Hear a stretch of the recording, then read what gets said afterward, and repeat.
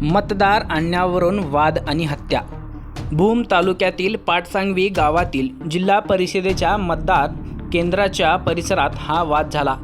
मतदान केंद्रावर मतदान आणण्यावरून हा वाद झाला आणि त्यानंतर त्यांचं पर्यवसन मोठ्या भांडणात झालं. त्यातून एक गटाने दुसऱ्या गटावर चाकूने हल्ला केला. समाधान पाटील असे मृत तरुणाचे नाव आहे, तर ज्याने चाकू हल्ला केला त्या आरोपीचं नाव गौरव अप्पा नाईकनवरे असं आहे.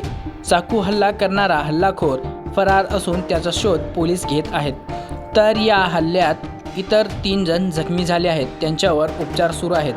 गेल्या काही दिवसांपासून 2 गटांमधील हा वाद चांगलाच धुमसत होता. आता मतदानाच्या दिवशी त्यांचं निमित्त झालं आणि त्यातूनही एक हत्या झाली. तालुका रुग्णालयात समाधान पाटीलचा मृतदेह ठेवण्यात आला असून त्या ठिकाणी शिवसेना ठाकरे गटाचे उमेदवार ओमराजे निंबाळकर हे भेट देणार असल्याची माहिती आहे.